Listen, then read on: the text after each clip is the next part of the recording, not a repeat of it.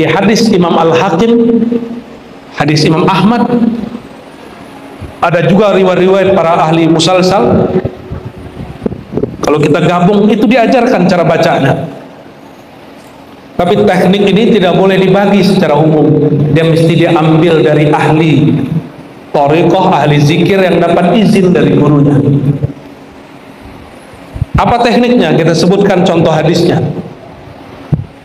Kata Sayyidina Nabi Muhammad SAW, "Ya Ali, ghammid ainaik," pejamkan matamu.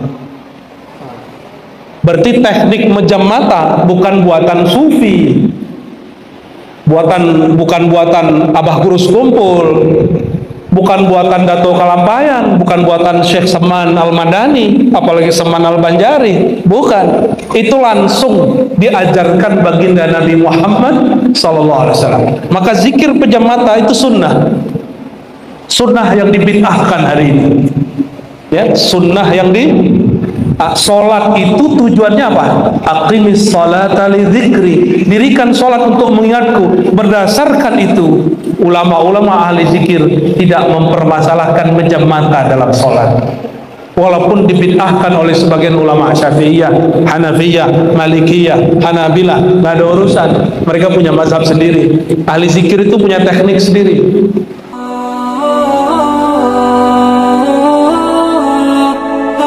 Yang paling kuat, yang paling besar kita terima itu nikmat Nabi Muhammad SAW. Jadi kalau ditanya nikmat apa yang paling besar yang kau terima hai umat manusia, jawab Nabi Muhammad SAW. Nggak ada nikmat Nabi Muhammad SAW, nggak ada kita ngumpul-ngumpul begini, beda suku, beda bahasa, jumpa. Alhamdulillahirabbil alamin. Semoga nikmat ini Allah kekalkan. Dan salah satu daripada bukti beliau itu pernah ada dan selalu ada dua, ada ahli warisnya, ada pewarisnya. Ahli warisnya alhamdulillah berhadir beberapa orang yang bernasab kepada darah baginda Nabi Muhammad SAW. Dan yang kedua ada pewarisnya, yaitu orang yang mewarisi nur Nabi Muhammad SAW. Kita doakan beliau-beliau itu diberkahi hayatnya oleh Allah Subhanahu wa taala. Amin ya rabbal alamin. Mau ngaji apa nih? Malam tadi gak ikut semua kan? Mumpuk masih Muharram, tema yang dibuat zikir salawat. Maka insya Allah Pak Bupati dan Pak Ketua, the king of jomblo. Maaf, saya udah maaf kemarin, udah maaf lagi malam ini. Kita bahas sedikit rahasia lain yang mungkin jarang dibahasakan oleh orang-orang seperti saya ketika berdakwah. Sebelumnya mari kita kirimkan suratul Fatihah ruhani Rasulullah SAW, para anbiya mursalin, para aulia arifin, para ulama yang hidup ataupun yang sudah wafat, para pemimpin-pemimpin yang adil, semua umat Islam yang ada nur cinta kepada Allah, nur Sayyidina Muhammad SAW. Al-Fatihah.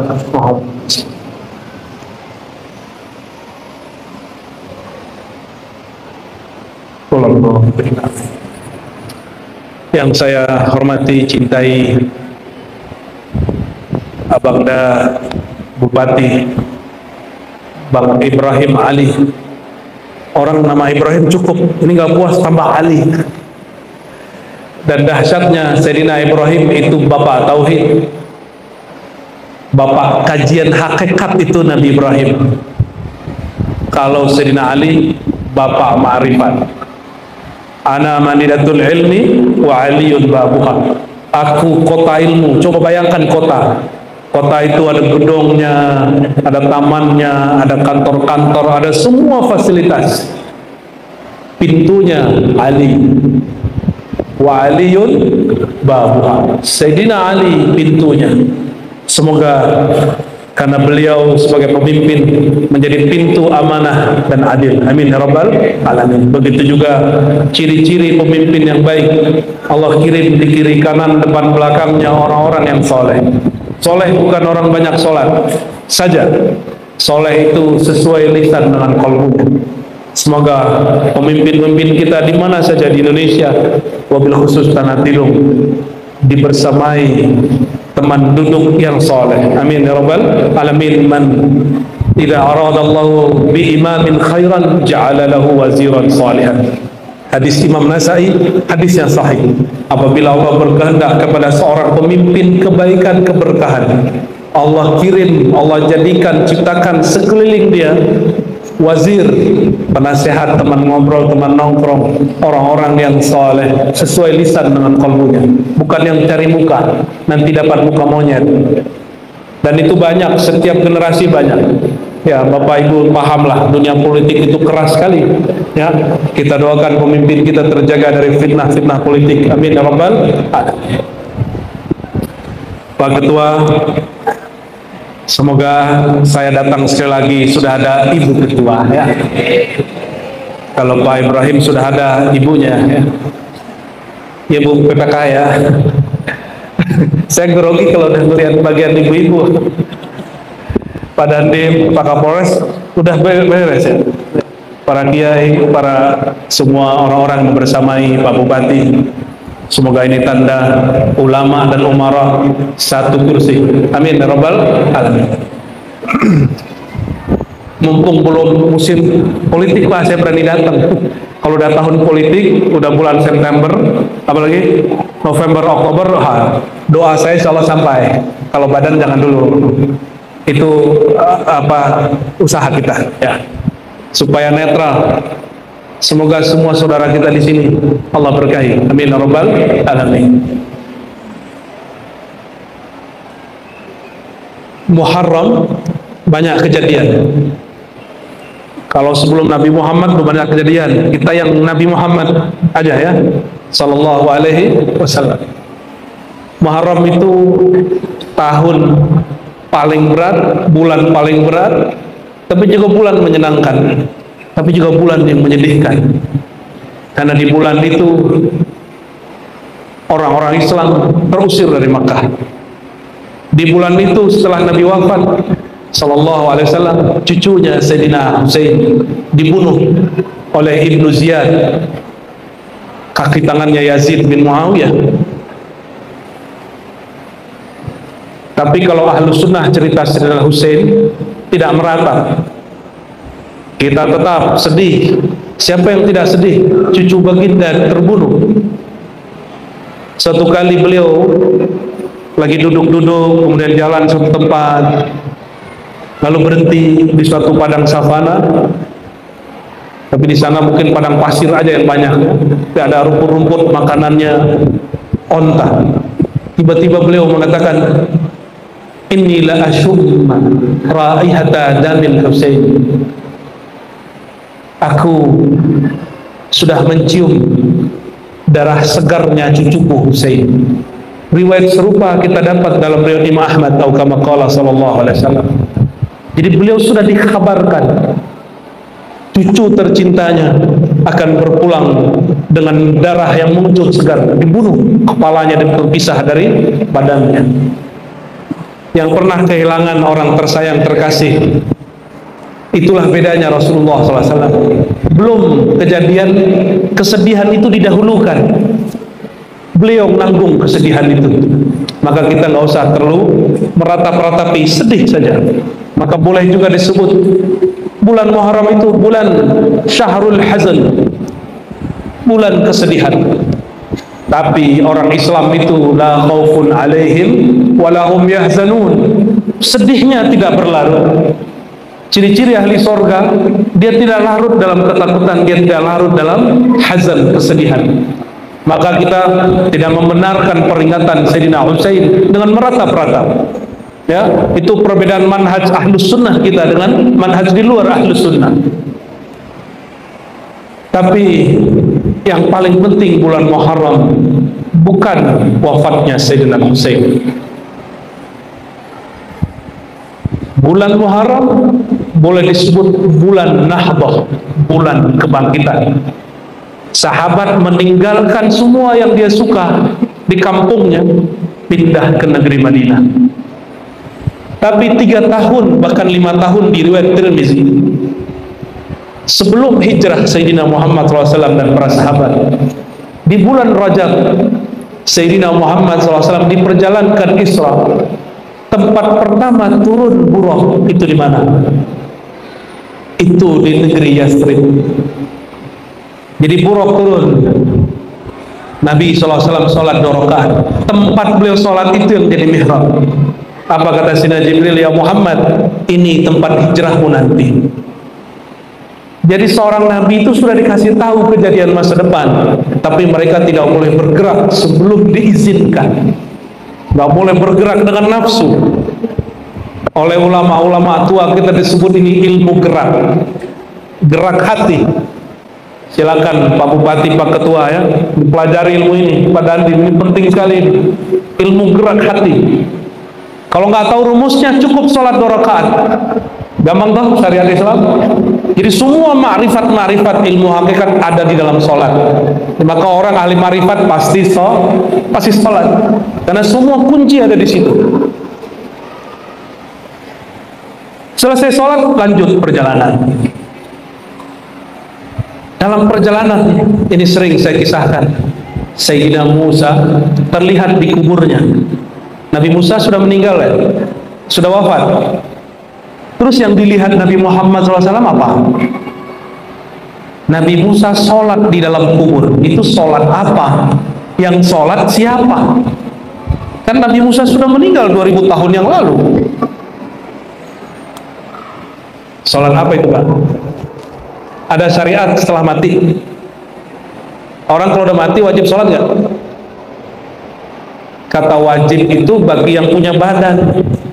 Kalau badan sudah pisah dengan nyawa, sholat itu bukan lagi wajib, tapi kebutuhan. Maka orang yang sudah butuh sholat, dia sudah mati sebelum mati. Ini sholatnya masih terpaksa nggak nih? Nggak enakan gitu? Atau masih harap pahala? Masih ya? Maka sholat itu kalau ahli fikih ngasih usolli fardhu subhi rakaataini lillahi ta'ala, itu ahli fikih. Karena Allah, karena berharap pahala dari Allah, itu ahli fikih. Itu level awam boleh. Mau selama-lamanya jadi orang awam? Mau selama-lamanya jadi orang awam?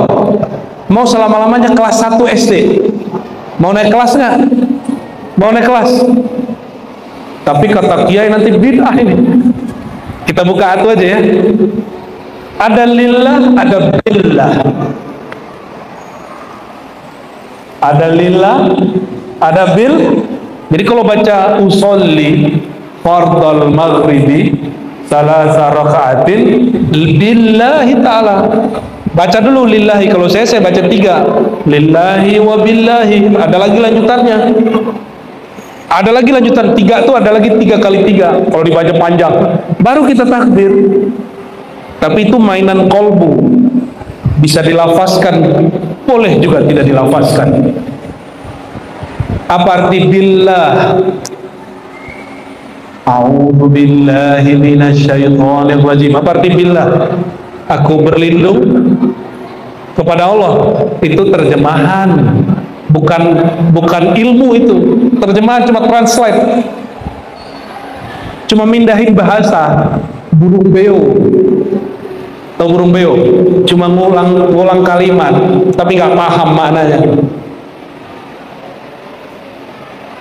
A'udzu, aku kembali berlindung.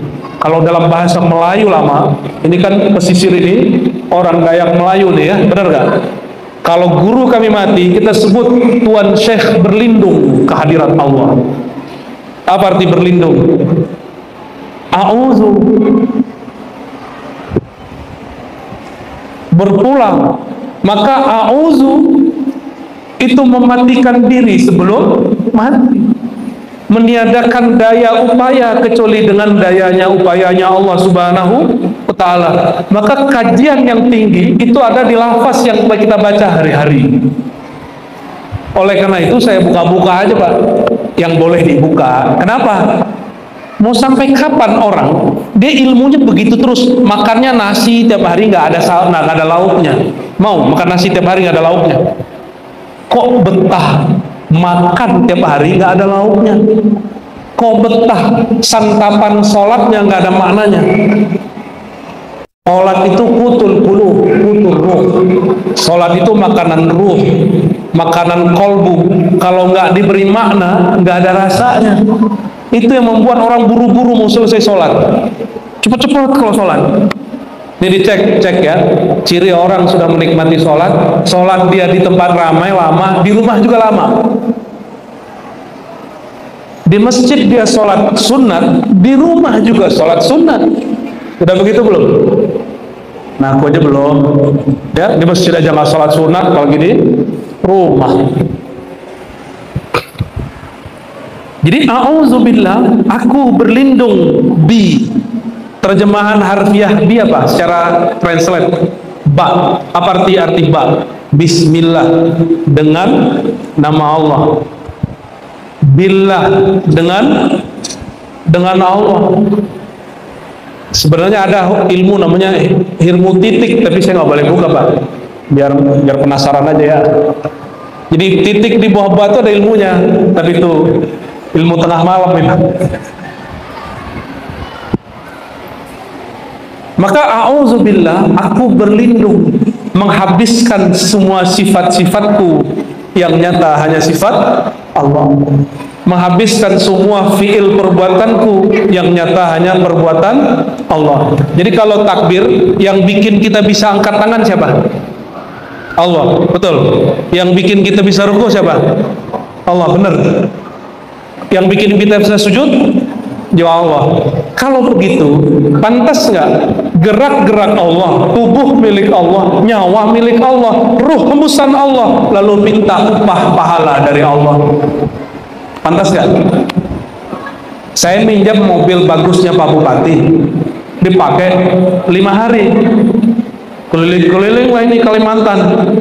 Habis pulang saya bilang, Pak Bupati, saya sudah pakai mobil Pak Bupati 5 hari, mana hadiahnya? Itu waras nggak?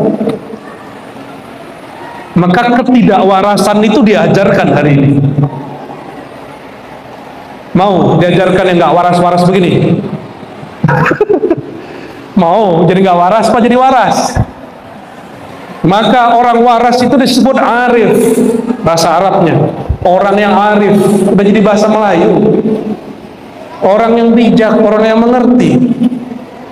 Yang mengerti bahwa gerak dia dalam menyembah Allah adalah gerak Allah sendiri. Itulah makna a'udzu billah. Itu makna la haula wala quwata illa billah. Ilmunya nggak tinggi-tinggi kok. Bacaan sebelum baca Quran sama bacaan dengar azan. Jadi kalau orang nanya, kenapa nih Ar-Razi ini buka ilmu tinggi? Gak ada yang tinggi, ente aja jarang dengar. Ya, yang dibuka cuma la haula wala, auzubillah, bismillah. Apa yang tinggi?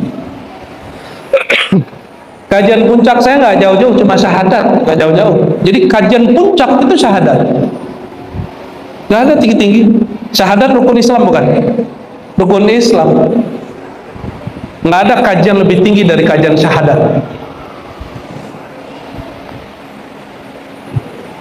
Satu kali Sayyidina Ali, karena kita di awal membicarakan Sayyidina Ali, babul ilm, pintu yang megah dari kota ilmu Rasulullah SAW. Beliau masih muda, tapi pertanyaannya seger. Anak muda itu kan senangnya yang duduknya nggak lama-lama, wiridnya cepat, gitu nggak? Sholawatannya dipendek-pendek, gitu nggak? Ya, yang muda-muda, ayo ngaku. Senangnya kalau imam baca Quran yang pendek-pendek, bacanya agak cepetan dikit gitu. Sama Sayyidina Ali masih muda, pertanyaannya sama. Wahai baginda, dullani aqrabat turuqi ilallah. Hadis Tirmizi, hadis sahih. Wahai baginda Rasulullah, tolong tunjukkan aku jalan terdekat kepada Allah. Wa azkaha wa ashalaha wa aqrabaha. Pertanyaannya paling cepat, paling mudah, paling ringan. Kalau orang tua-tua kan nggak mau, mohon maaf. Saya pernah mimpin sholat, kita suka murotal, Bismillahirrahmanirrahim, Alhamdulillahirabbil alamin. Habis assalamualaikum, kita langsung dicolek sama aki-aki. Kamu lagi buru-buru ya? Loh bukan, style saya baca Quran memang begitu. Bagi dia dianggap buru-buru, makanya kalau sekarang pergi ke masjid jarang mau jadi imam. Khawatir nanti yang aki-aki terganggu. Ya. Padahal kalau yang muda senang, wah alhamdulillah harus jadi imam. Sayyidina Ali dijawab oleh baginda Rasulullah SAW, kamu mau jalan tercepat kepada Allah? Nggak susah. Zikrullah. Zikrullah. Apa arti zikrullah? Apa arti zikrullah? Sembari ngopi ya. Bismillah. Apa arti zikrullah? Takut salah ya. Menyebut. Oke, bagus. Apa lagi? Mengingat. Apa yang diingat? Allah. Emang bisa ingat? Ada yang bisa ingat wajah Allah? Kayak gimana rupanya? Itu benar. Tapi pas didalemin, kita minta ampun juga, ya Allah, apa yang aku ingat? Coba kalau lagi sholat habis takbir, ingatnya macam-macam kan? Gak bisa. Otak ini gak sanggup ingat Allah.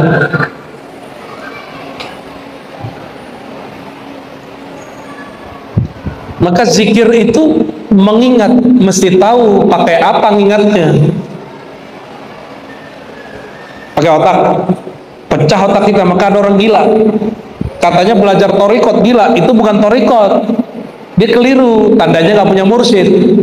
Punya mursyid tapi gak patuh kepada mursyidnya. Baca-baca buku sendiri diamalin, nonton YouTube diamalin. Hati-hati ya, ini zaman now nih gawat ini. Jadi kalau mengingat, bisa nggak mengingat sesuatu yang belum dilihat? Bisa nggak? Bisa? Hah? Kita belum pernah ketemu, belum kenalan, bisa nggak ingat? Nggak bisa ya? Nggak bisa. Tapi Allah mengatakan aqimis salata lidzikri. Dirikan sholat, lakukan sholat untuk mengingat aku. Berarti Allah lagi ngasih tahu, hei, kamu yang sholat, dulu kita pernah jumpa. Dulu kita pernah jumpa. Ada yang ingat? Ada yang ingat? Kalau pakai ini nggak ingat. Walaupun sekolahnya sampai S3, S7, S4, nggak ingat ini. Apalagi es krim. Nggak bisa ingat ini otak, Pak. Jadi jangan coba-coba mikirin Allah, haram hukumnya. Maka imam ahli hakikat, murid Sayyidina Ali, juga murid Rasulullah, Sayyidina Abdullah bin Abbas. Apa kata beliau? Jangan pernah pikiranmu mikirin Allah. Kalau mau mikir, pikirin perbuatan Allah. Sifat Allah aja nggak sanggup kita pikirin. Jangan berpikir tentang Allah. Maka Quran perintahnya alam difikirkan, Allah dizikirkan. Alladzina yadhkurunallaha qiyaman wa qu'udan wa 'ala junubihim wa yatafakkaruna fi khalqis samawati wal ardh. Yang disebut orang pintar itu, yang pintar, orang yang mampu menggunakan alat dalam dirinya sesuai fungsinya. Akal pikiran bukan memikirkan Allah, akal pikiran mikirin alam. Kalau Allah, alladzina yazkuruna Allah, orang yang berzikir mengingat Allah. Pakai apa ingat Allah? Dijawab dalam surat Al-Anfal ayat 2, Ar-Ra'd ayat 28. Ala bidzikrillah tatma'innul qulub. Zikir itu tempatnya di kolbu, bukan di. Terus lisan ngapain? Ini cuma terjemahan hafalan. Mohon maaf nih, mohon maaf kalau di keluarganya terjadi. Ada di keluarganya yang stroke nggak? Stroke, tahu stroke? Bukan stroke bayaran, bukan. Iya, yang ada penyumbatan otak atau pecah pembuluh otaknya. Itu lidahnya bisa ngomong nggak? Ini hati-hati, jangan sombong sama hafalan, jangan sombong sama suara. Hati-hati itu lidah, jangan nyakitin orang selama hidup. Jadi suara bagus deh, lidah kita fasih, hafalan Quran bagus, suaranya merdu. Tunggu, itu ada jatahnya. Ada masa lidah ini nggak bisa baca, keluh. Orang stroke keluh nggak bisa, mau dia hafal Quran 31 juz setengah. Emang ada Quran 31 juz? Nggak ada. Juz ke-31-nya juz Al-Fuqat. Nggak ada. 30 juz saja. Itu hilang kalau hafalan dia cuma taruh di sini. Makanya Sayyidina Muhammad SAW dibentak oleh orang yang belajar Quran, dan Sayyidina Ali pintu ilmu Quran dibunuh oleh penghafal Quran namanya Ibnu Muljam, karena hafalannya cuma sampai di sini.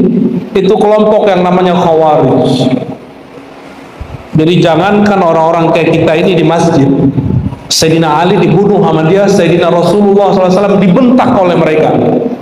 Jadi Pak Kiai nanti dibentak mereka, maklum aja Pak Kiai, nanti bakal ada orang bentak Pak Kiai ini karena jenggotnya nggak ada, sarungnya di atas mata kaki pada mata kaki ini.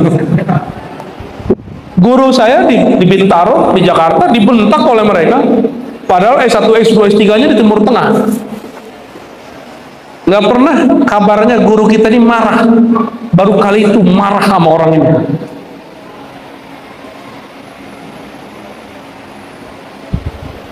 Nah, tapi jangan bahas itu ya, nanti hot lagi, panas lagi. Jadi siapa yang ingat Allah? Idza dzukirallah wajilat. Jika disebut nama Allah, di mana disebutnya? Di kolbu, baru bergetar kolbunya. Kalau di lidah, lidah cuma gini-gini doang. Khawarij hafal Quran cuma sampai di kepala, tembus ke sini tidak. La yujazi taraqihim, nggak tembus, apalagi masuk kolbu. Itu sebabnya riya jadi muncul, karena nggak masuk ke kolbu. Jadi yang diajarkan Sayyidina Nabi SAW kepada Sayyidina Ali, zikrullah itu lengkap dengan cara bacanya. Itu tadi hadis riwayat Tirmizi. Di hadis Imam Al-Hakim, hadis Imam Ahmad, ada juga riwayat-riwayat para ahli musalsal. Kalau kita gabung, itu diajarkan cara bacanya. Tapi teknik ini tidak boleh dibagi secara umum. Dia mesti diambil dari ahli thariqah, ahli zikir yang dapat izin dari gurunya. Apa tekniknya? Kita sebutkan contoh hadisnya.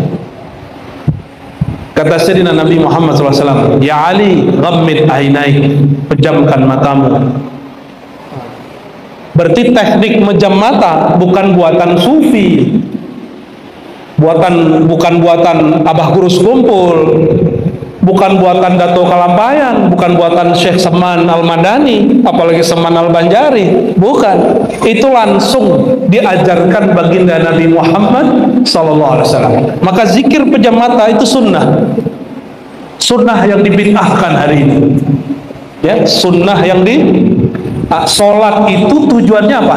Aqimis sholata li dzikri, dirikan sholat untuk mengingatku. Berdasarkan itu, ulama-ulama ahli zikir tidak mempermasalahkan pejam mata dalam sholat, walaupun dibid'ahkan oleh sebagian ulama Syafi'iyah, Hanafiyah, Malikiyah, Hanabilah. Nggak ada urusan, mereka punya mazhab sendiri. Ahli zikir itu punya teknik sendiri. Lebih bahaya menjem mata atau pikiran macam-macam lagi sholat?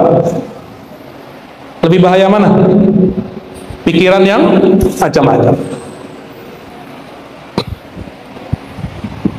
Jadi sudah dapat rumusan, kalau ingat Allah pakai, dan itu mesti diambil dari ahli qalbu, sirnya, rasanya harus dijemput, mesti diambil, nggak ada di kitab. Kitab tuh nggak ada nyawanya. Mau kita nyantri 1000 tahun nggak ketemu di kitab. Di kitab cuma tata cara yang zahir, mesti diambil dari ahlinya. dari orang yang nyambut ilmu itu dari ahli qalbu sebelumnya. Orang ini nyambung kepada orang sebelumnya, bersambung kepada rohaniah baginda Nabi Muhammad sallallahu alaihi wasallam. Itulah makna kalam beliau dalam hadis yang sahih, tuba liman ra'ani wa amana bi. Tuba liman ra'ani, tuba sampai 7 kali. Kalau beliau mau sampai berkali-kali. Sungguh beruntung tuba. Tuba itu pohon kemenangan yang Allah ciptakan di surga, yang kita kalau jalan di bawahnya itu pohon rindangnya 100 tahun jalan baru nyampe di ujung. Kalau pakai mobil mungkin nyampe 80 tahun kali ya, apa 50 tahun baru nyampe di ujung. 100 tahun jalan itu pohon baru kita tembus, baru satu pohon. Pohon kemenangan itu naungannya akan meliputi orang yang memandang aku dan percaya kepada aku. Akunya di sini ya nur Nabi Muhammad sallallahu alaihi wasallam. Abu Jahal melihat Muhammad bin Abdullah, tidak melihat Muhammad Rasulullah sallallahu alaihi wasallam. Abu Jahal, Abu Lahab, nah itu paman Rasulullah SAW. Mandang Nabi Muhammad hanya ponaan. Ponaan gua tuh ya. Sinting. Masa dulu orangnya lurus, sekarang saking lurusnya sekarang gila gitu ngomongnya mereka. Maka di Quran Nabi Muhammad SAW pertama kali dituduh tersihir, mashur. Kedua dituduh penyihir. Yang ketiga dituduh kahin, dukun. Yang keempat dituduh majnun, gila. Itu tahapannya beliau. Kalau digabung nih semua, dolalin mubin, dituduh sesat. Intinya difatwain sesat sama orang semasanya. Nah, ini kabar buruk nih ya. Semoga negeri kita aman dari begitu, Pak Ketua MUI ya, pengurus MUI. Jangan suka-suka memfatwakan orang sesat. MUI diciptakan bukan untuk memfatwakan orang sesat, tapi untuk membina umat. Sepakat? Maka kita sangat menentang kalau MUI suka fatwa-fatwain orang. Itu sama kayak negeri jiran tuh sebelah, beda paham dikit fatwa, beda fatwa cabut tauliah.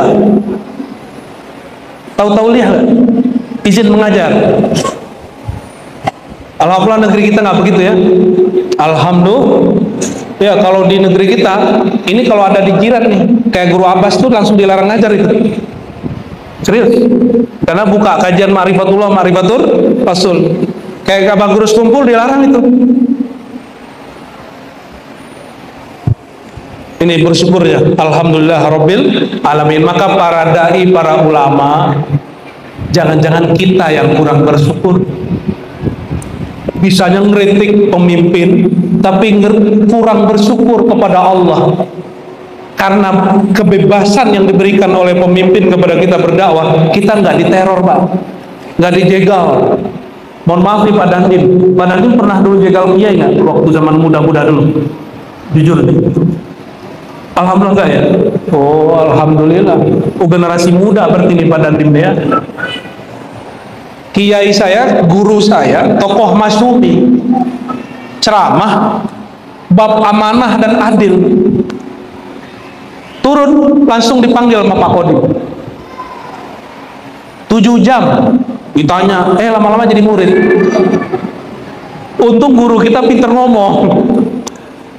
Itu tahun 97, 98 reformasi. Umur guru kita sudah tua saat itu, umurnya sudah 73. Udah 73 masih dipanggil-panggil sama Pak tentara kan? Zaman itu. Coba sekarang orang teriak-teriak, turunkan presiden, dia ditangkap nggak? Nggak ada. Orang lupa dengan memori ini, memori kebebasan berceramah. Maka kita wajib bersyukur, ya. Buat maulid pakai surat izin nggak?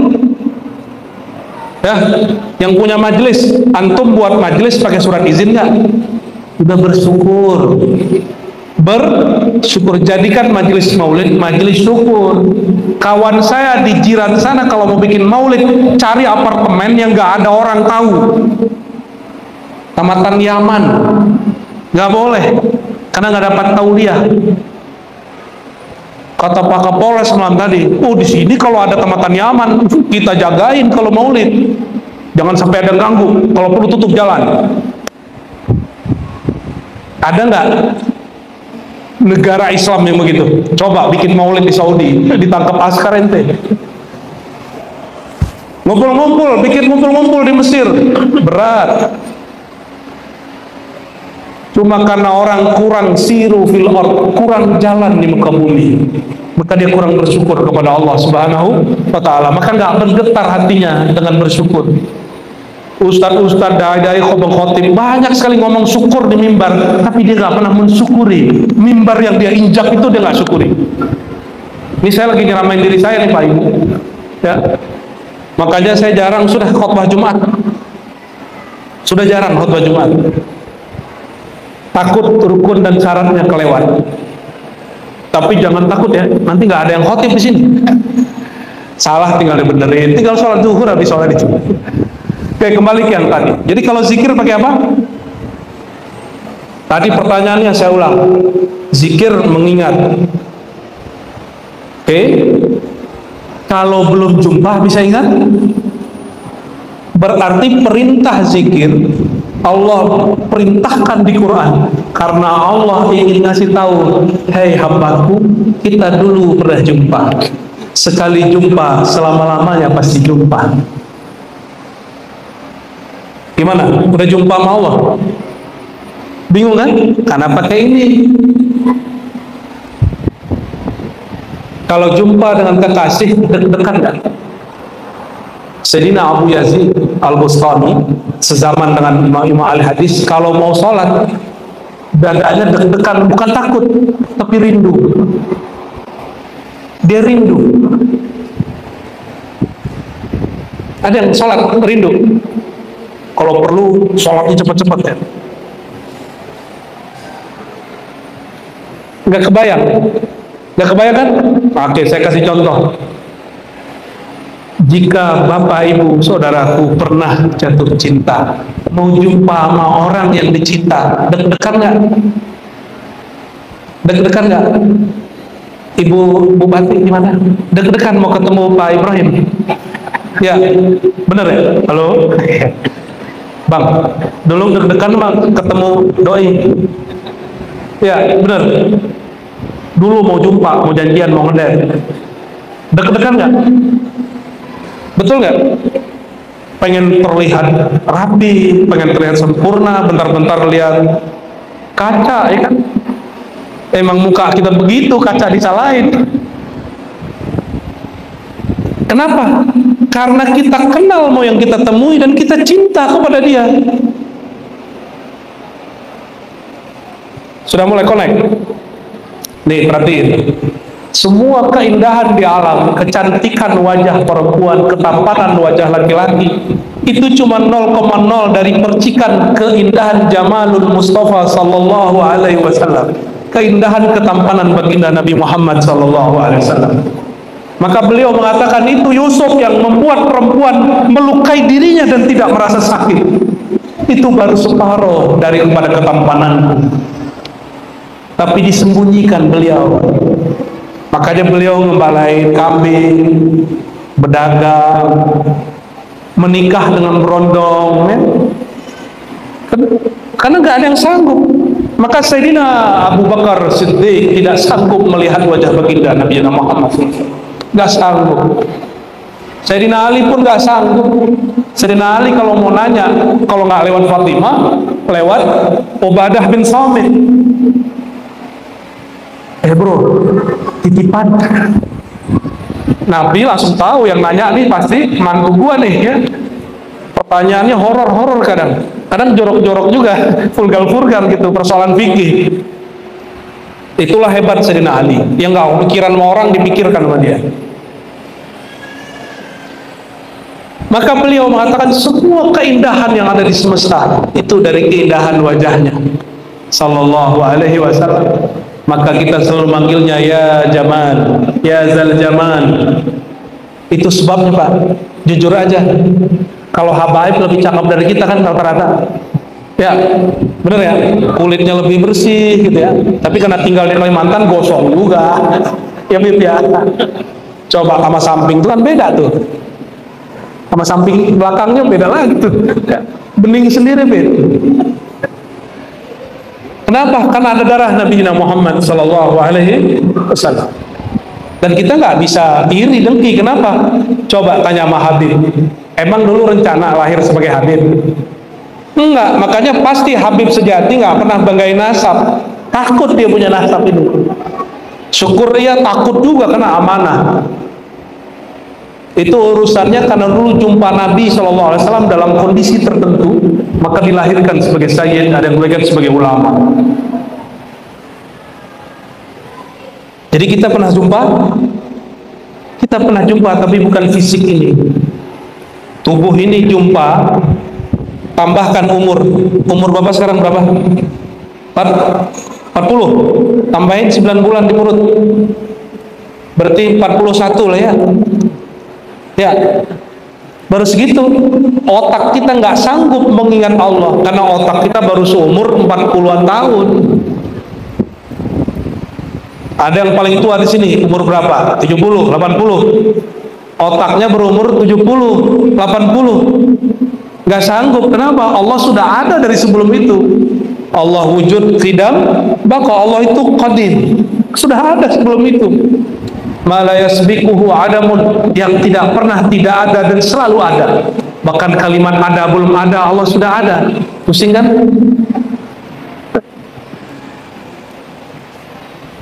Kalau pusing pulang aja ya. Jadi yang bisa mengingat Allah siapa? Yang Allah hembuskan kepada dalam badan ini, itu yang bisa ingat Allah. Apa yang Allah hembuskan ke dalam diri kita? Ruh penyawa. Ruh penyawa. Ruh. Nafakhtu fihi min ruh. Aku hembuskan kepadanya sebagian dari rohku. Rohku bukan zatku. Jadi jangan salah paham. Allah tidak pernah membagi zatnya ke kita, nggak pernah. Yang dibagiin ke kita hembusannya. Ruh itu menjadi akar kata dari semua kalimat kasih sayang. Rahmat, Rahman, Rahim, rahmatan lil alamin. Maka orang kalau punya rohani pasti ada kasih sayang di kalbunya.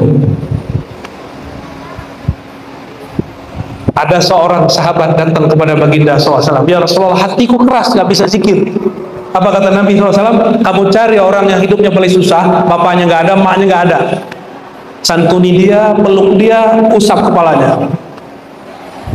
Dia datangin itu anak yatim piatu, dia usap, dia santuni, dia peluk, baru dia ingat, oh ini Rahman Rahimnya Allah Subhanahu wa Ta'ala. Jadi zikir itu nggak hanya di atas sajadah, ada zikir, zikir amali, zikir beraktivitas. Ini yang susah-susah nih kolbunya nggak bisa zikir, cari orang hidupnya paling susah, bantu dia. Nanti minta doa sama orang itu, coba rasakan getaran doanya, nanti berasa.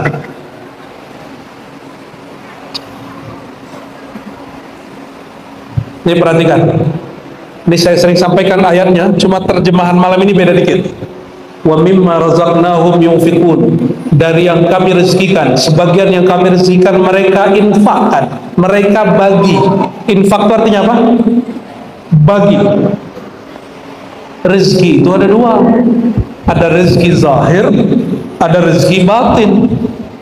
Nikmat itu ada dua, nikmat zahir, nikmat batin. Nikmat yang diberikan kepada Pak Bupati, Pak Ketua DPR apa? Pak Dandim apa? Pak beliau-beliau ini nikmat zahir. Maaf ya Pak ya, nikmat zahir itu. Nikmat yang diberikan kepada ahli ilmu, nikmat apa? Nikmat batin. Maka Sayyidina Ali waktu ditanya, kamu pilih aku kasih harta atau pilih kasih ilmu? Jawabannya apa? Ilmu. Karena kalau harta di Tuban ada perusahaan baru minyak, ada orang Tuban sini, waktu pembebasan tanah itu mendadak jadi miliarder, mendadak beli mobil pada belum punya SIM. Setelah 2 tahun, tadinya musim punya mobil, sekarang musim jualan mobil. Ya, mungkin mereka sudah mulai paham. ilmu Sayyidina Ali bahwa kalau duit mau sekian M pasti habis, apalagi buat kampanye pasti habis.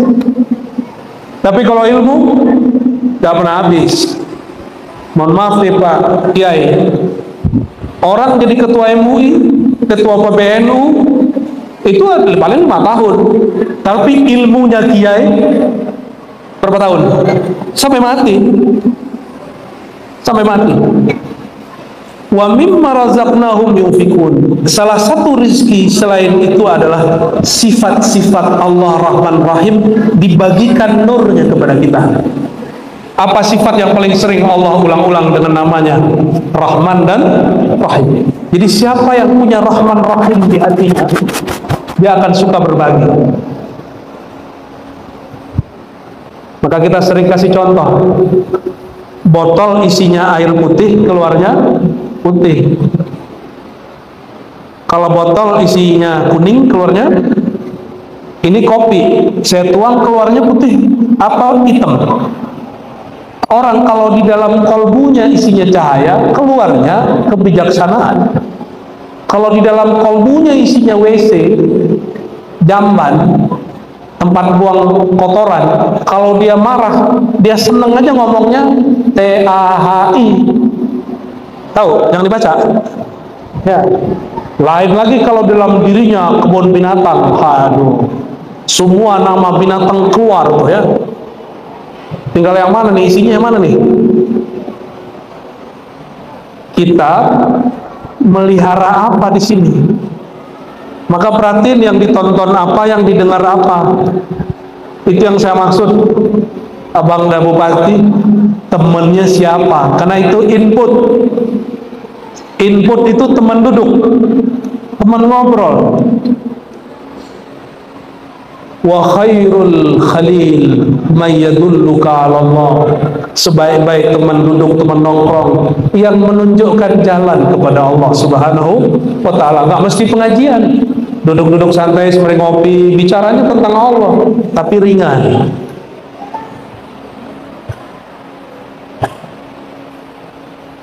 Satu kali Nabi Muhammad SAW, hadis Sahih Bukhari, dikabarkan bahwa anak cucunya nazar, sakarat. Maka beliau datang dan beliau melihat cucunya sakarat, beliau menangis. Sahabat nanya, ini kelasnya orang Arab, udah ketemu Rasulullah SAW masih keras. Apa kata dia? Ya Rasulullah, apa-apaan nih? Kok engkau menangis? Dan jawaban Nabi ngena. Jawabannya langsung menghajar isi kalbu dia. Apa kata Nabi Muhammad SAW? Zalika tilka rahmatun wada'aha fi qulubin man sya'a min ibadihi. Hadis sahih ini. Itulah kasih sayang Rahman Rahimnya Allah, yang Allah titipkan nurnya di dalam dada hamba yang dia kehendaki, yang dia pilih. Maka saya yakin yang hadir malam ini itu orang yang dikehendaki dapat nur Rahman Rahim Allah. Amin ya rabbal alamin. Maka nanti kalau ada kucing jangan ditendang Pak ya, apalagi kalau anak berisik di masjid, jangan ditendang, dididik ya. Rasulullah SAW lagi khutbah, tiba-tiba Sayyidina Al-Hasan Husain lagi main, dipeluk, beliau turun, dipeluk, bahkan dibawa ke atas mimbar. Apa kata beliau? Ini dua orang ini sayyidah syababi ahli jannah, pemimpin pemuda di surga. Ada orang tua nggak di surga? Nggak ada kan? Berarti semuanya pemuda. Nah, maka Abah tenang Pak ya, tenang Pak ya. Yang sudah berumur di atas 40 tenang. Nanti kita seumuran semua. Cuma kalau di sini kita beda umur, beda jatah, beda nasib. Di sana kita seumuran semua. Seumur dengan Nabiullah Isa diangkat. Cari sendiri umur berapa beliau diangkat. Seger. Siapa pemimpinnya? Sayyidina Al-Hasan, Sayyidina Al-Husain. Kira-kira kalau anaknya begitu, bapaknya gimana? Sayyidina Ali. Bapaknya pemimpin sallallahu alaihi wasallam.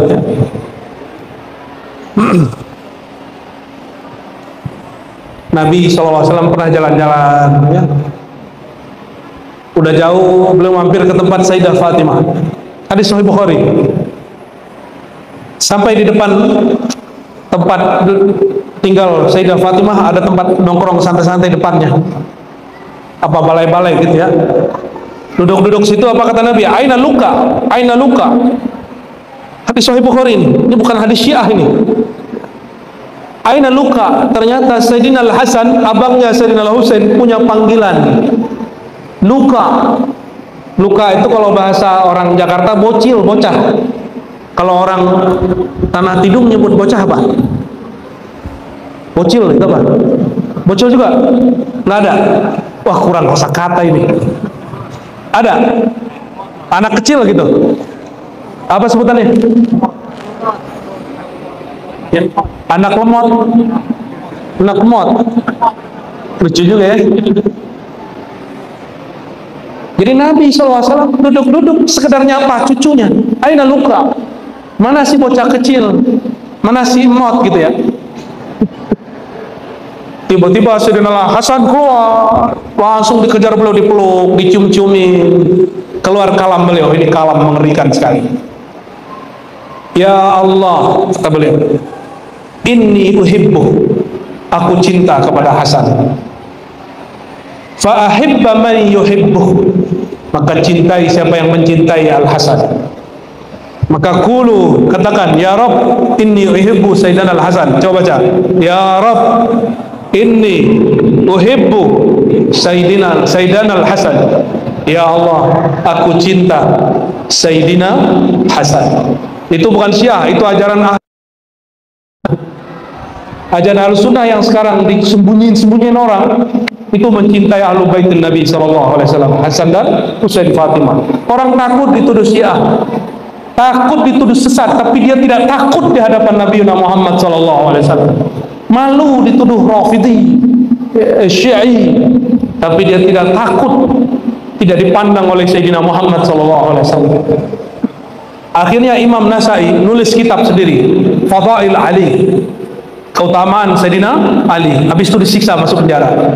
Bayangin, Imam Ahlus Sunnah di zaman Salafus Soleh yang disebut zaman kejayaan, itu nulis Fadilah Ali, masuk penjara. Imam Ahlus Sunnah. Di Indonesia alhamdulillah kita bebas, kita buat maulid. Bahkan yang nulis maulid tiba dituduh Syiah, ternyata bukan Syiah, orang salah paham ya. Penulis Barzanji dituduh Syiah, bukan, dia bukan Syiah, dia Ahlus Sunnah wal Jamaah. Bagian terakhir yang mau saya sampaikan,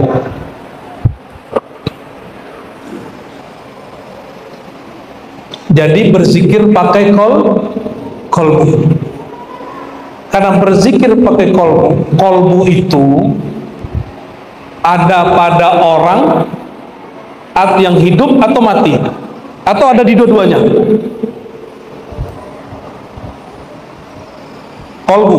Kolbu ikut mati nggak waktu orang mati?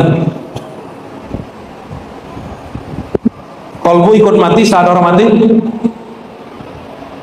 Itulah yang dilihat Sayyidina Muhammad SAW waktu Sayyidina Musa sholat di kuburnya, padahal badannya sudah mati.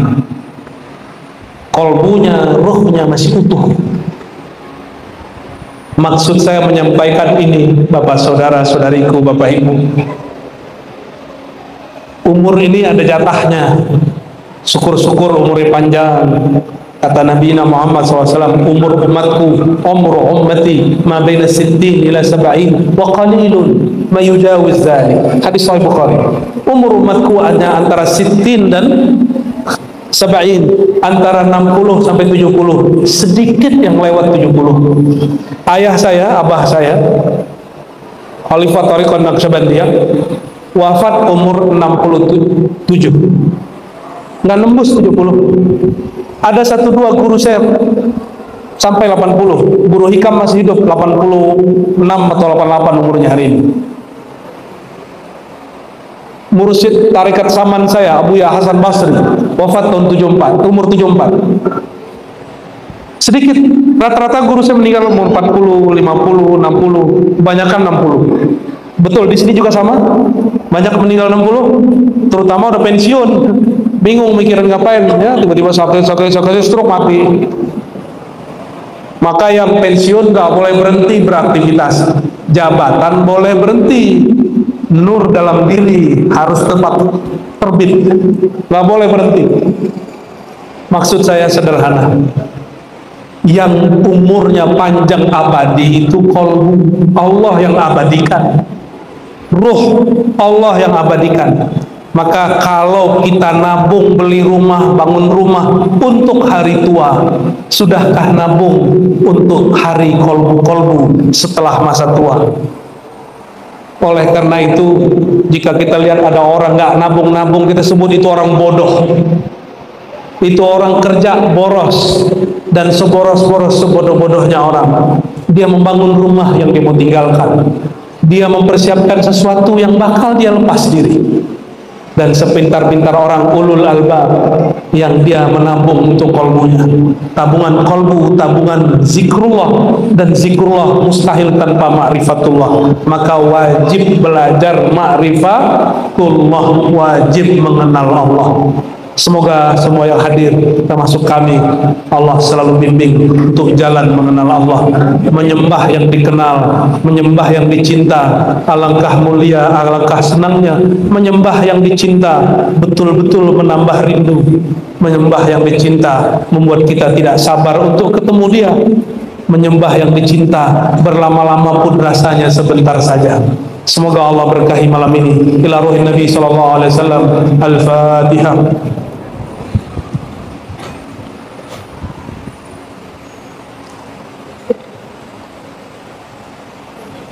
Allahumma ya Rahman Rahim ya Karim ya Azim, inna na'udhu bika wa na'udhu bika, inna na'udhu bika wa natawassalu ilaika bihabibika. Allahumma inna natawassalu bika bi aqrabil wasail ilaika.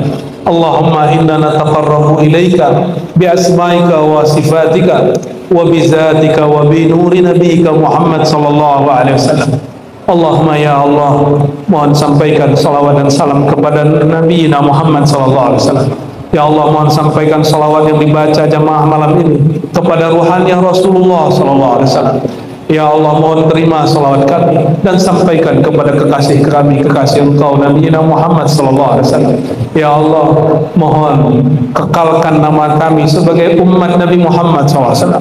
Ya Allah, jangan hapus nama kami sebagai orang yang mengikuti Nabi Muhammad SAW. Ya Allah, tetapkan kami sampai nanti, ya Allah, sampai wafat kami, bahkan setelah itu, ya Allah, sebagai orang yang mencintai kekasih yang paling Kau cintai, ya Allah. Allah marzuqna hubbaka wa hubba ma yuhibbuk. Ya Allah, mohon beri kami, bagikan kepada kami rasa cinta kepada Engkau. Jika belum, ya Allah, mohon bagikan kepada kami rasa cinta kepada orang yang mencintai Engkau.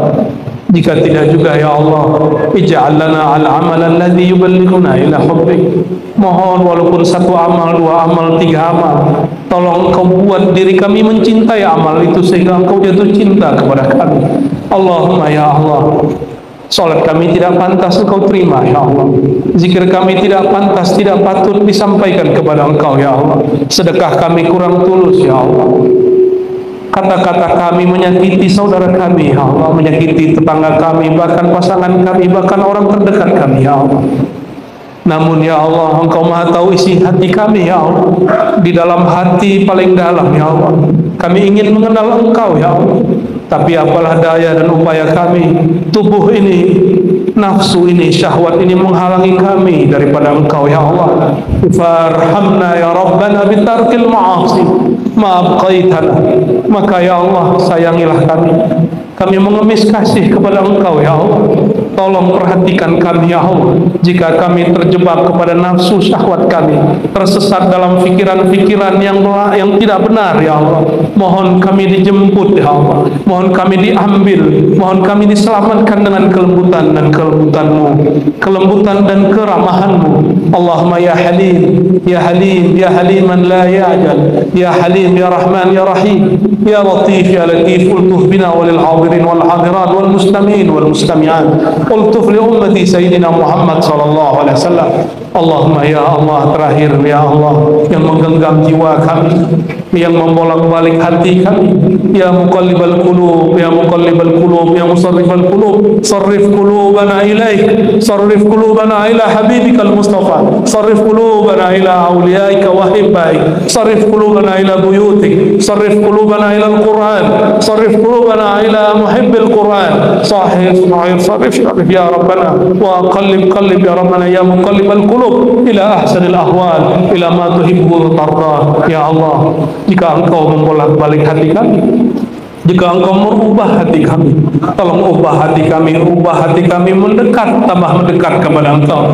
Yang tadinya jauh menjadi tambah dekat kepada Engkau, yang tadinya jahil bertambah ilmu kepada Engkau, yang tadinya hatinya keras menjadi lembut, yang tadinya kasar berkata, kasar berkalam menjadi lembut dan menjadi santun. Allahumma ya Allah, istajib da'awatina, ya mujib, ya mujib, ya mujib, bihaqqi Sayyidina Muhammad sallallahu alaihi wasallam. Walhamdulillah Rabbil Alamin. Inna Allah wa malaikatahu yusalluna ala nabi, ya ayyuhalladzina amanu sallu alaihi wa sallimu taslima.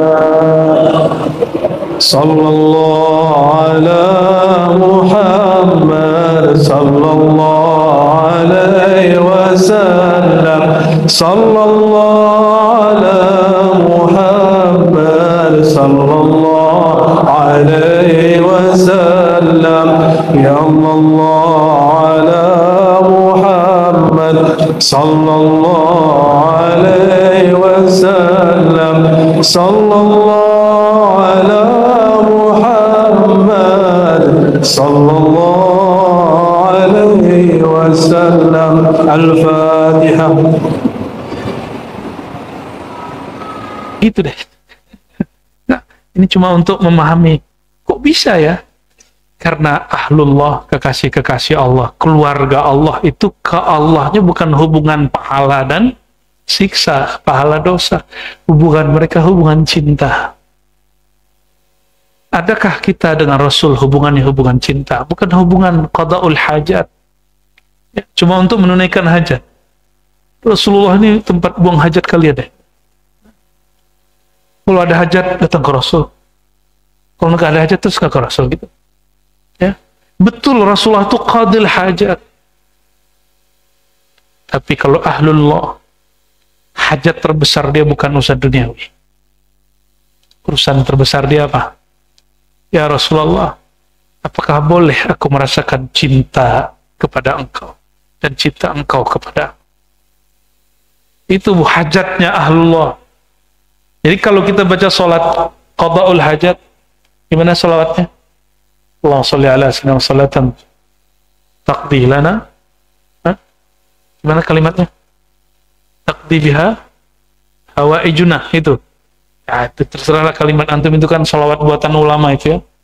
Ya Allah, sampaikan salawatku kepada Nabi Muhammad, salawat yang membuat hajat kami dikabulkan, hajat kami ditunaikan. Kalau orang cinta dunia, kebayang dia apa? Rumah ya Allah, mobil ya Allah, yang jomblo kawin, mulus ya Allah, duit, semua dunia. Orang yang zuhud, yang kebayang dia surga, lumayan, nih naik kelas. Orang yang zuhud, nah antum yang mana nih? Zuhudnya udah bener ini. Zuhud khalas yakfi. Inti zuhud itu sudah cukup. Tapi apalagi arif, kenal kepada Allah Subhanahu wa ta'ala. Apa hajatnya orang yang kenal Allah? Bertemu pintu menuju Allah. Itu baginda Rasulullah sallallahu alaihi. Nah, itu hajat kita. Ya. Jadi kalau baca salawat hajat, yang dibayangkan adalah liqa' ma'an Nabi, syafa'atun Nabi, ya, syafaat Nabi Muhammad SAW. Ya.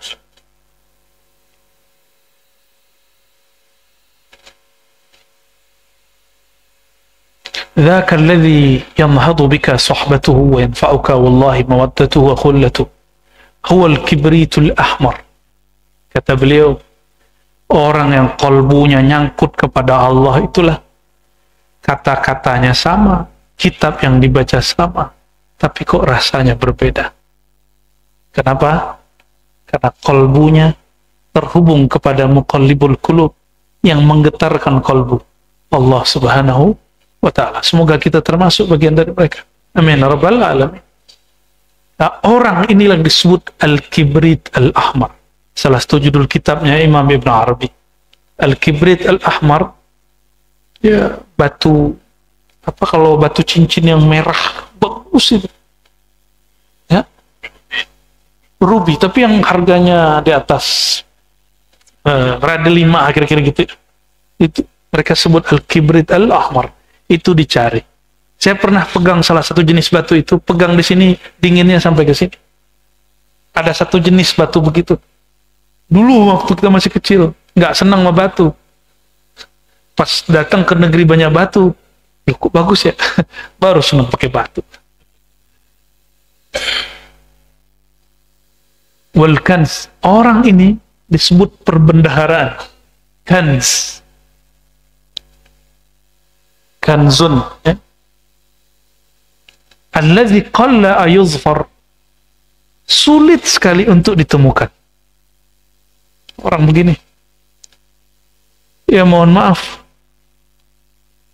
kebanyakan orang itu kalau nggak pengen kaya, pengen terkenal.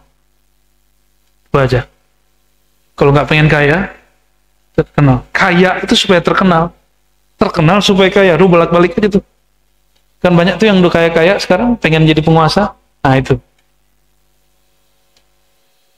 Terus gimana?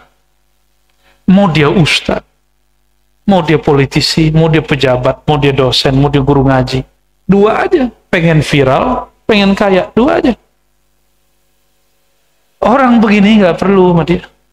Bagi dia cukup kita bicarakan zat yang maha viral. Cukup ceritakan tentang sosok yang sangat viral, baginda Nabi Muhammad sallallahu alaihi wasallam. Gak perlu dia viral. Cukup sebut-sebut namanya yang maha kaya. Siapa yang maha kaya? Cukup ceritakan akhlak orang yang kolbunya selalu dikayakan Allah Subhanahu wa ta'ala. Itu, maka mereka disebutkan perbendaharaan yang gak pernah habis. Karena dia kredit kolbunya langsung dari Allah, bukan dari baca kitab. Kalau kredit kolbunya dari baca kitab, bacaan ada, dia pede baca, ngajar. Tapi kalau kolbu sudah berkait dengan Allah Subhanahu wa ta'ala, nggak ada kitab pun dia masih bisa menjelaskan. Nggak baca kitab pun, kalam itu betul-betul masuk ke dalam kolbu. Itulah Rasulullah SAW. Itulah para sahabat. Itulah wali-wali Allah, pewaris para sahabat. Ya, semoga kita termasuk juga bagian mereka. Amin ya rabbal alamin. Kalau bukan kita yang menyampaikan, semoga kita yang mendengarkan penyampaian itu, ya. Bahkan di kitab ini disebut mereka yang disebut kimia us-sa'adah. Apa arti kimia? Kimia, ilmu kimia apa? Ilmu tentang partikel-partikel, molekul-molekul gitu ya. Tolong dikoreksi yang pakar kimia. Bener ya? Hah? Zat. Nah, zat itu bahasa Arab. Hidrogen itu namanya. Jadi zat-zat yang terkecil, itu yang disebut dengan kimia. Bahasa Arab kimia itu boleh diterjemahkan inti. Ya, inti segala sesuatu disebut kimia. Kimia us-sa'adah berarti inti daripada happiness, kebahagiaan. Di kolbu dia ada rahasia kebahagiaan. Maka orang ini boleh berbagi kebahagiaan. Kalam-kalam dia bikin takut kita, tapi juga bikin bahagia kita. Maka dialah pewaris Rasulullah. Basyiran wa nadhira. Basyiran wa nadhira. Juga memberi kabar gembira, juga memberi kabar yang bikin hati kita berkecamuk.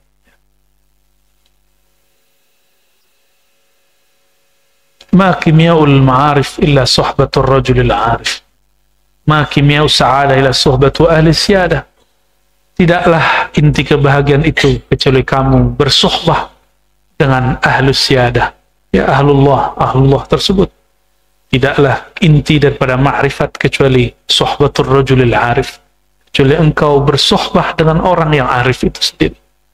Jadi bisa nggak mendapatkan ilmu itu dengan baca kitab? Kitab ini cuma media untuk merekam kata-kata, tapi dia tidak bisa merekam rasa. Nggak bisa. YouTube bisa nggak merekam kata rasa? Nggak bisa. Tapi kalau antum tasdik, terhubung kolbu dengan yang ngomong di YouTube, baru rasa itu muncul. Makanya ada 10 orang nonton talqin. Itu ada yang nangis, ada yang bingung. Loh, kok yang samping nangis ya? Ini kali ya? Ada lagi, dia ingat bapaknya kali udah meninggal. Aneh-aneh interpretasinya. Jadi ada yang nyambung, ada yang tidak. Kenapa? Kita itu tidak akan nyambung dengan seseorang kalau kajian online kalau nggak cinta dan kenal dengan orangnya. Nah, itu tips kalau antum kajian online, cintai orangnya. Ya, cintai bukan fisik dia. Cintai batinnya dia. Kalau sudah cinta batin, fisiknya mengikut. Ya. Jangan cuma cintai ilmunya. Ini sudah hadir baru yang dicintai ilmunya. Sosoknya belum. Nanti sosoknya berubah, kita kemudian berubah juga. Nah, itu terjadi pada banyak orang, meninggalkan gurunya dan mursyidnya. Ya. Qala Sayyidi Abul Abbas Al-Mursi, berkata Imam Abul Abbas Al-Mursi, guru dari Mu'tazilah, Sakandari, qaddasallahu sirrahu, "Madza asna' bil kimia? Wallahi laqad sahibtu aqwaman yushiru ahaduhum ila syajaratil yabisah fatusmiru lil waqt." Ini saya nggak usah terjemah lah ya, ini bab karomah. Tapi maksud dia bolehlah diartikan. Masih perlukah aku belajar ilmu kimia? Dulu kimia itu bukan kimia ilmiah. Dulu kimia itu kimia rohaniah. Jadi dia bisa menggerakkan, merubah molekul-molekul senyawa dengan senyawa itu dengan kekuatan batinnya dia. Itu disebut dulu ahli kimia dulu. Kita nyebutnya kimia murni zaman dulu. Sekarang kimia murni pun sudah berbeda. Beliau ini ditanya orang nanya, kamu belajar ilmu kimia kemana? Apa jawaban dia? Apakah aku masih perlu belajar kimia? Kata beliau begitu. Kimia yang lama itu, yang sakti itu. Kalau sekarang disebut ilmu hikmah. Ya, yang bisa datengin emas di bawah sajadah. Nah, itu ilmu kimia dulu tuh ya. Paham maksudnya? Masa aku masih perlu belajar kimia? Kata beliau. Laqad sahibtu aqwaman, aku telah berguru, bersahabat dengan orang-orang. Ya, yushir ahaduhum, dia cuma nunjuk kepada pohon yang kering, maksudnya orang. Dia cukup nunjuk kepada orang yang hatinya kering. Fatusmirul waqt, air matanya langsung menetes. Paham nggak? Secara harfiah ada pohon nggak berbuah, pohonnya kering. Ya, kita nyebutnya apa? Di musim-musim gugur itu gersak. Ditunjuk pohon, langsung berbuah. Keluar daunnya langsung berbuah. Dulu zamannya begitu. Tapi maksud Abu Abbas Al-Mursi bukan itu. Karena dia sering pakai kalimat-kalimat kinayah, siloka. Ya, apa kata dia? Saya masih perlu nggak belajar kimia menurut kamu? Aku berguru dengan orang, dengan suatu sosok, dengan beberapa kelompok, dia tunjuk, maksudnya dia talqin, dia bimbing orang yang hatinya keras. Cukup dengan kalam beberapa kalimat, kolbunya langsung lembut, air matanya langsung menangis, itu langsung berubah. Itu maksudnya. Paham maksudnya?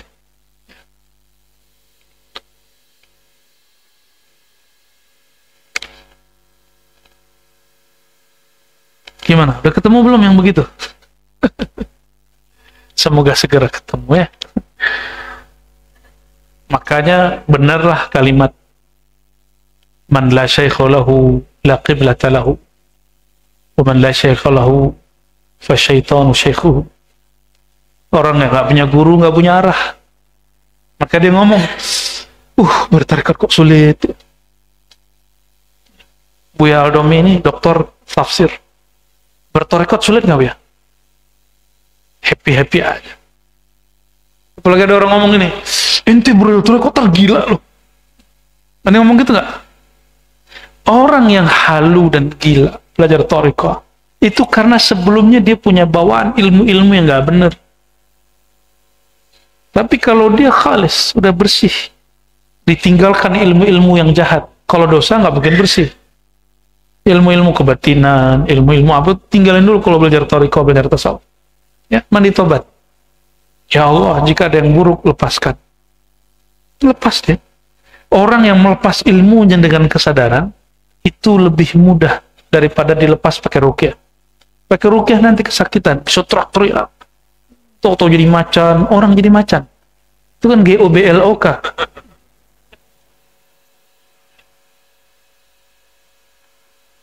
Jangan dibaca. Gimana Pak? Udah, 8:30. Lanjut, satu hikmah lagi. Satu hikmah lagi ya. Rubbama kunta musian. Nah, ini sudah beda tema. Masih suhbah tapi suhbah yang lain. Rubbama kunta musian fa'araka al-ihsana minka suhbatuka ila man huwa aswa halan minka. Barangkali rubbama kunta engkau musian melakukan keburukan, kesalahan. Tapi nggak ngerasa salah ngomong ini. Masih mending gua kayak. Ada yang ngomong gitu nggak? Masih mending gua begini. Ada lebih parah dari gua kayak. Ada yang ngomong gitu nggak? Mencari pembenaran. Coba orang begini la yuflih abadan. Kata Imam Nawawi, rubbama kunta musian fa'araka al-ihsan sohbatuka ila man huwa aswa'u halan minka. Fa'araka al-ihsan, tapi kamu akan merasa baik. Kenapa? Karena kamu bersahabat, berguru, berkawan, bermajlis, berthariqah, berkomunitas dengan orang yang lebih jelek daripada kamu. Ya. Pernah nggak ketemu orang terus bilangin sama temannya, ini paling soleh nih di tempat gua nih. Teman-temannya narkoba semua, dia ngelem doang, insya Allah. Ngelem disebut soleh.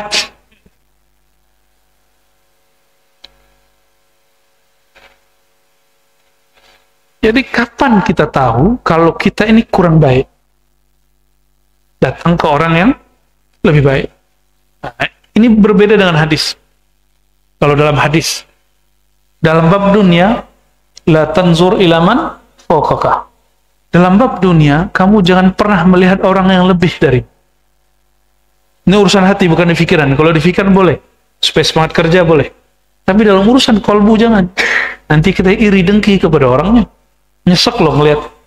Coba yang sudah ngikutin training cepat kaya, how to be a rich man. Saya geli tuh dengan begitu-gitu. Karena setahu kita, kaya itu jalan hidup orang. Kalaupun dia berbagi, dia tidak akan berbagi jalan. Dia cuma berbagi hasil senangnya. Yang dia bagi cuma pengalaman dia. Belum tentu pengalaman dia cocok sama kita. Benar nggak? Benar ya? Ilmu kedokteran itu sama. Cuma dokternya kok bisa beda-beda. Kok kita nyaman sama dokter fulan tapi nggak nyaman sama dokter fulan? Kenapa? Karena wadahnya lain.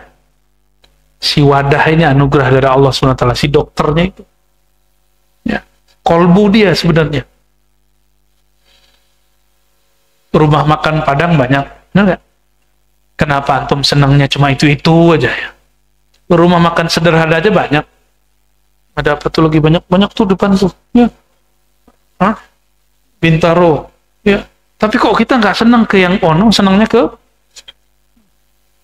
teman-teman ngomong Pak, teh telurnya nggak enak. Yang ini enak nih. Apa masalahnya?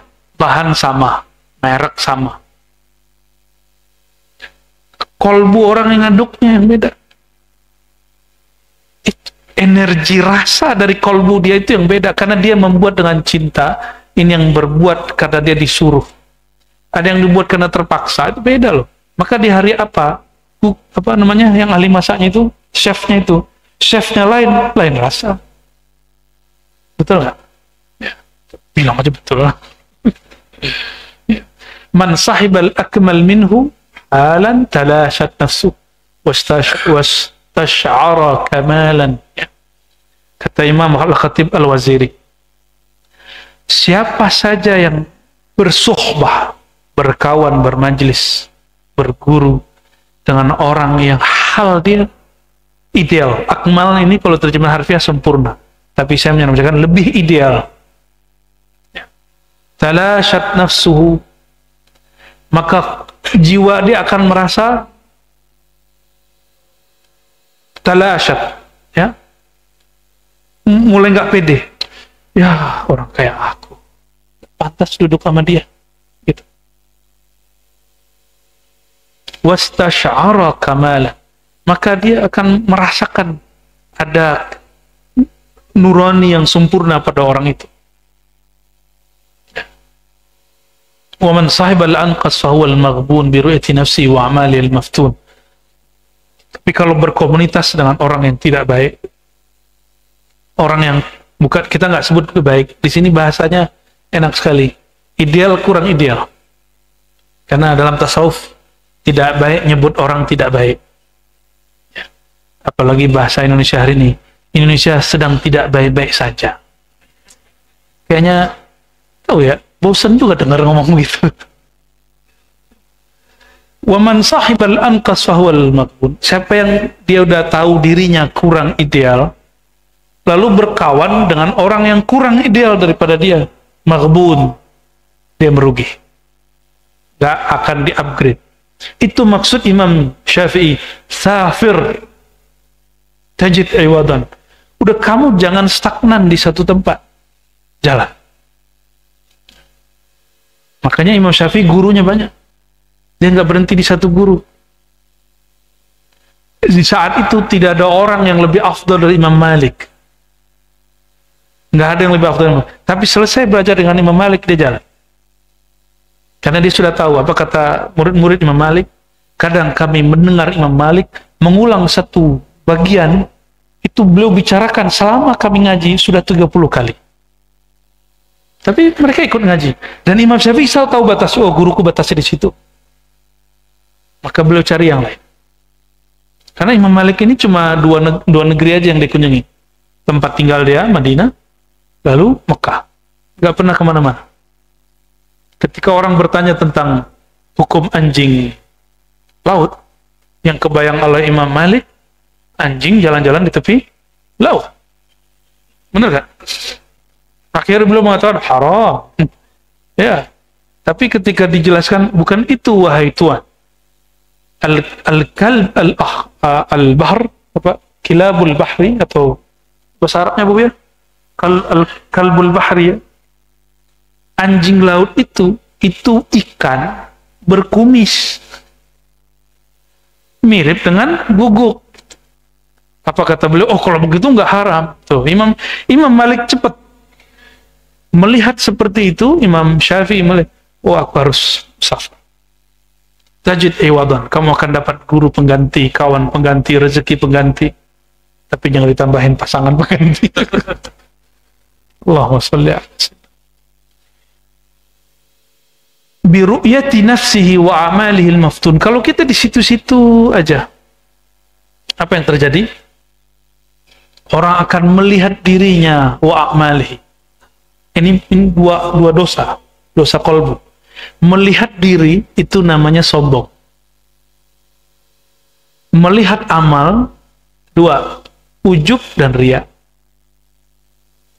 Menganggap diri kita ini sesuatu, itu namanya sombong. Ini hati-hati pengurus, hati-hati orang yang sudah berdonasi, hati-hati yang sudah berkorban untuk masjid ini, untuk majelis di sini, yang sudah korban pikiran, dikata-katain orang, sudah korban waktu, proposal kemana-mana.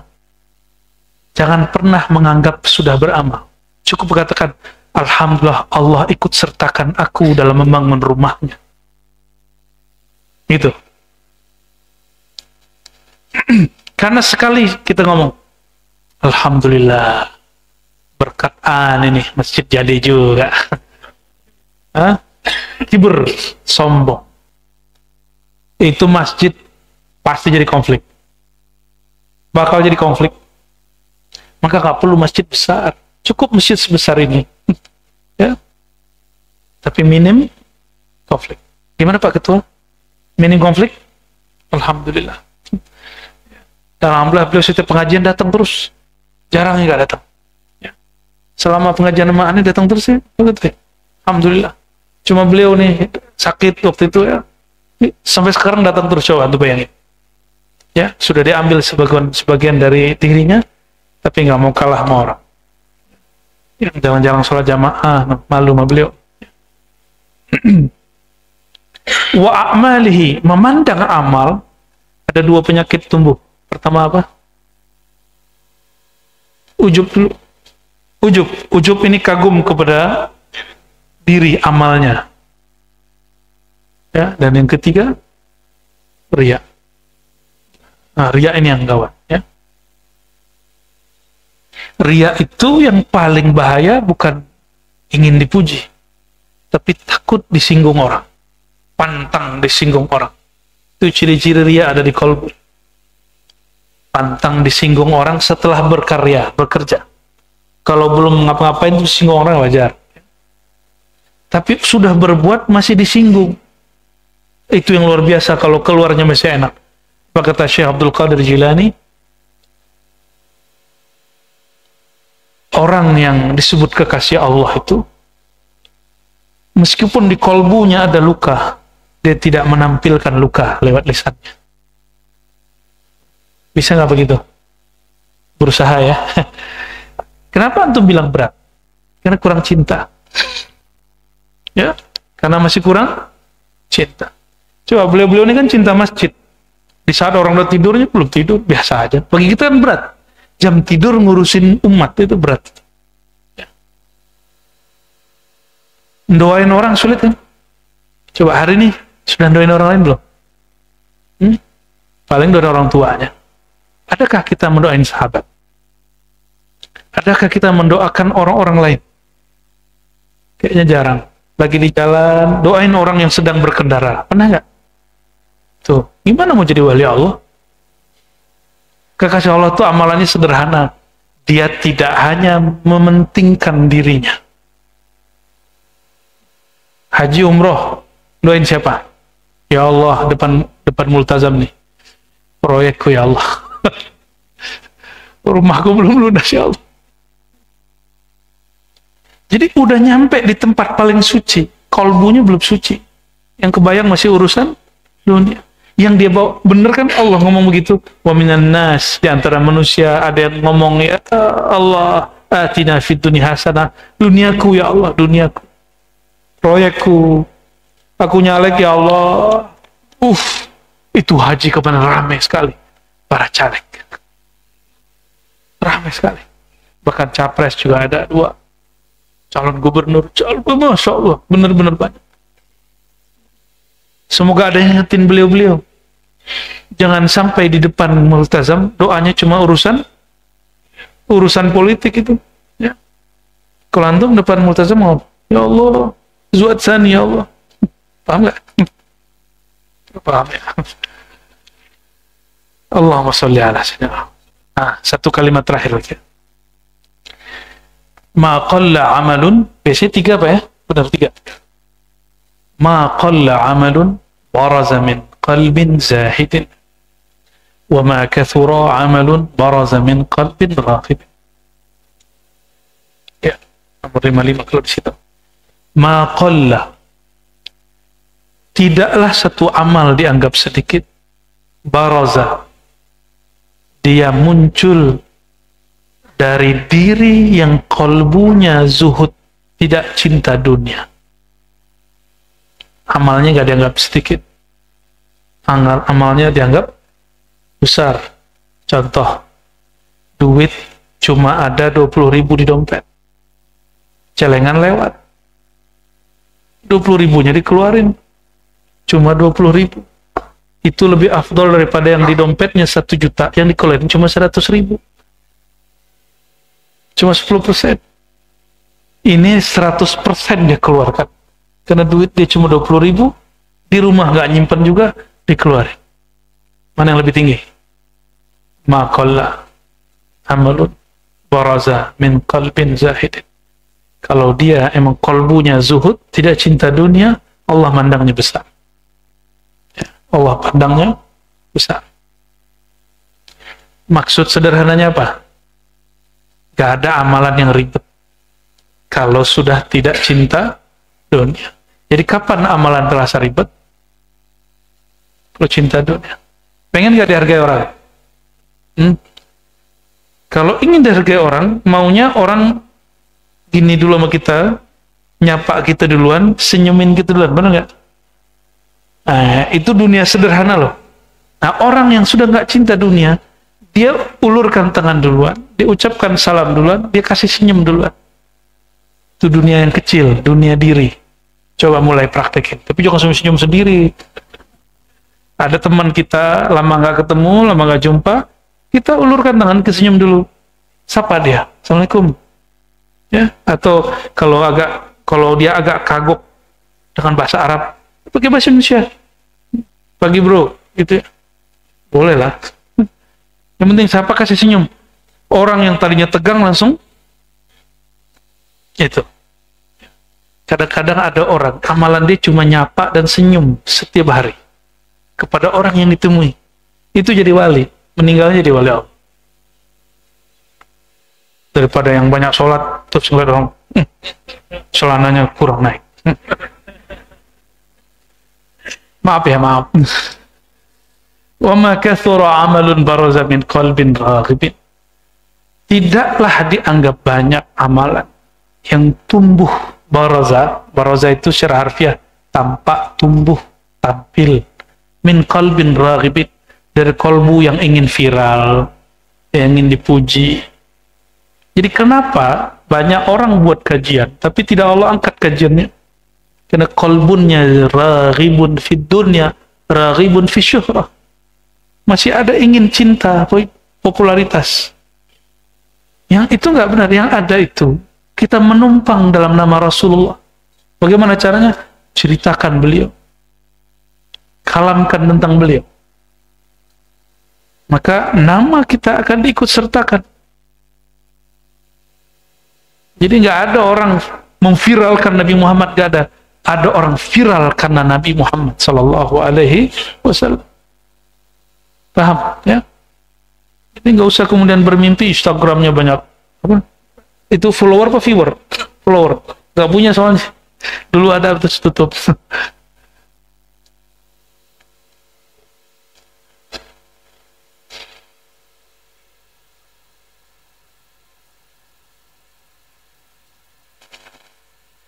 Nah, ini kalam penutup dari para sahabat ya, kepada tabi'in.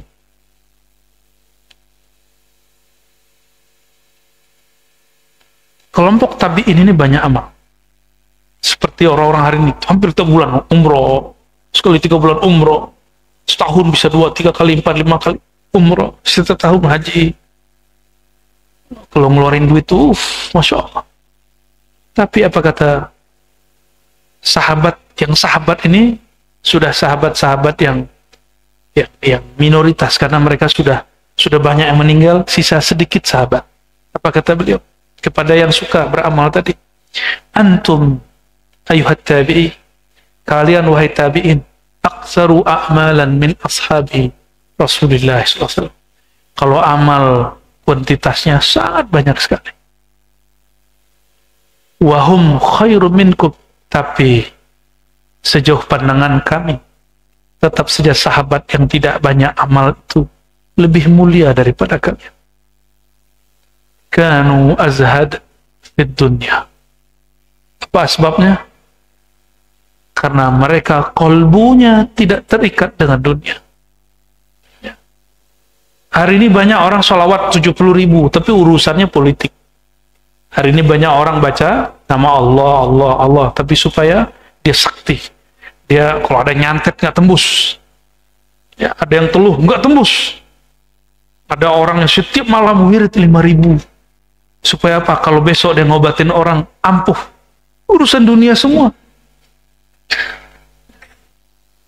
Mau sampai kapan begitu?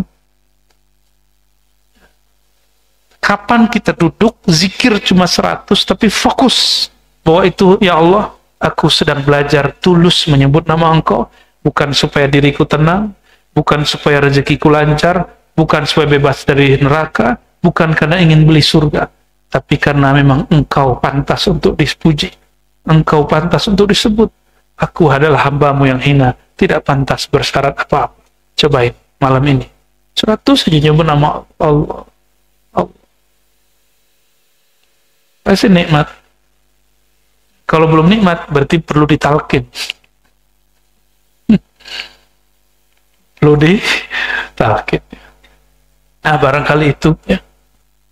Mahar cinta, mahar menikmati cinta kepada Allah, amal kepada Allah cuma satu. Talaqud dunya. Menalak dunia. Tapi bukan membuang fasilitas dunia dari fisik. Secara fisik kita tetap ambil dunia, tapi di kolbu jangan sekali-kali dia diberi ruang. Ya, innallaha ghayurun, Allah Maha Pecemburu, jangan pernah buat Allah cemburu. Ya, semoga Allah Ta'ala memberikan kita satu sir rahasia ini. Amin ya rabbal alamin. Silakan kepada Bapak Ibu yang akan bertanya. Kami persilakan, sebutkan namanya Pak, dari mana.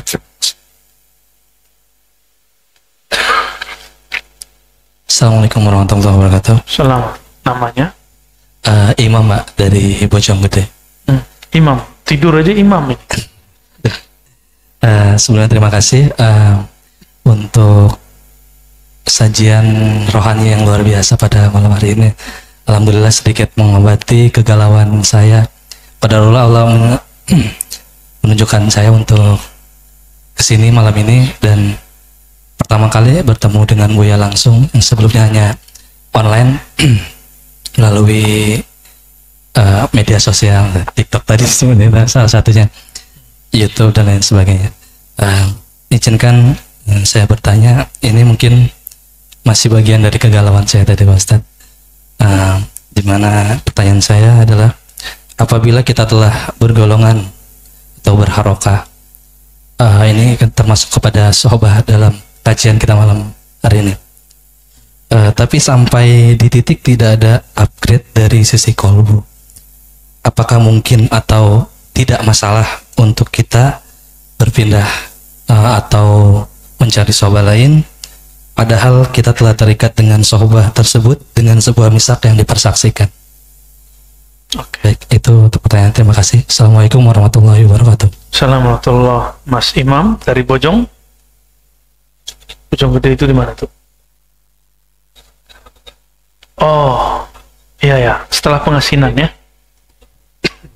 Iya.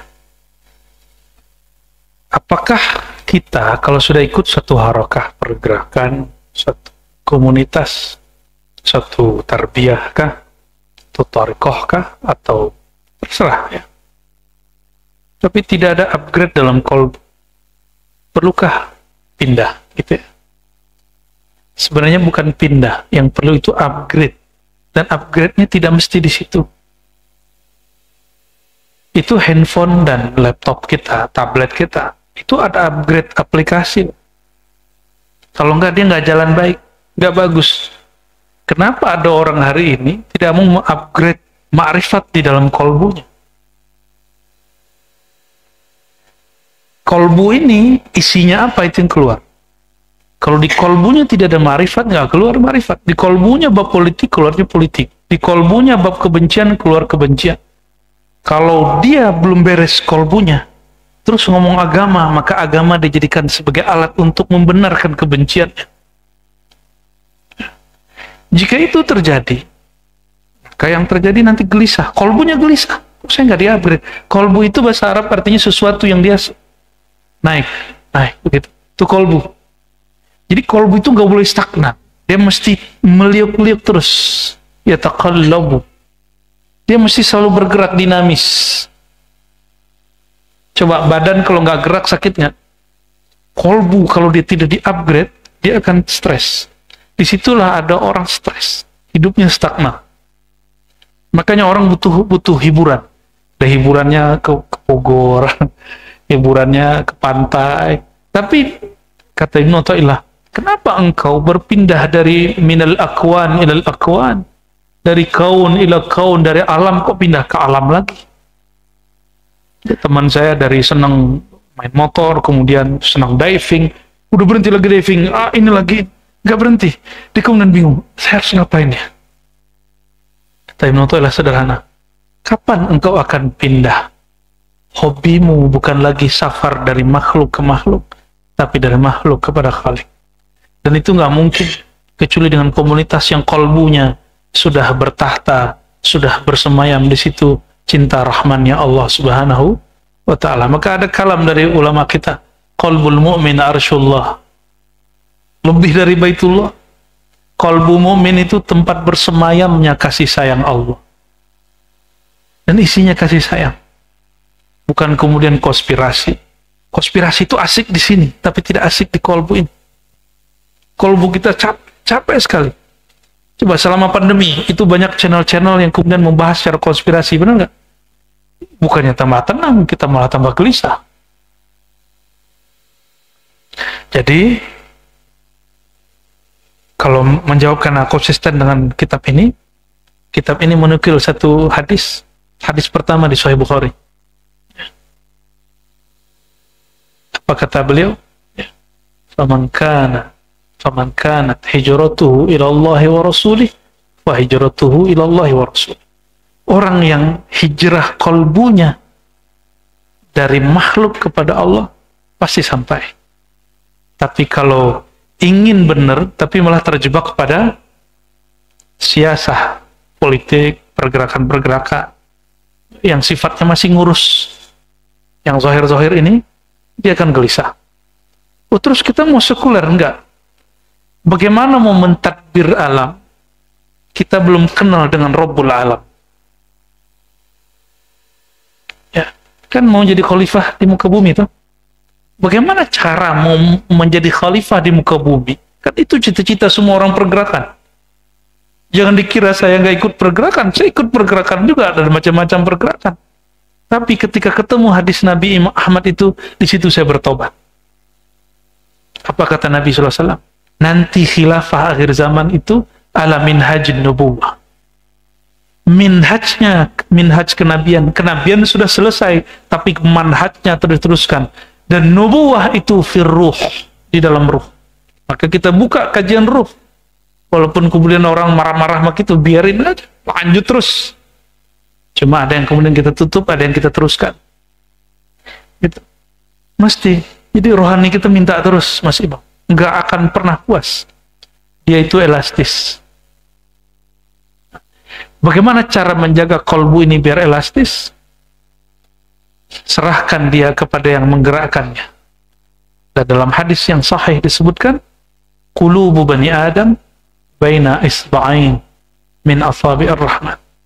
Kolbunya manusia ada di antara dua jari-jari Tuhan. Tuhan di situ bahasanya Rahman. Berarti kolbu itu dikembalikan kepada zat yang maha penyayang. Berarti kolbu ini akan mengalami kembali ke fitrahnya yang sangat elastis itu jika dia penuh kasih sayang. Coba ikuti majelis yang mengajarkan kasih sayang yang unlimited. Ya, selamat mengupgrade kolbu, Mas Imam. Ada lagi, Bapak, Ibu? Ibu, mungkin dari ibu-ibu?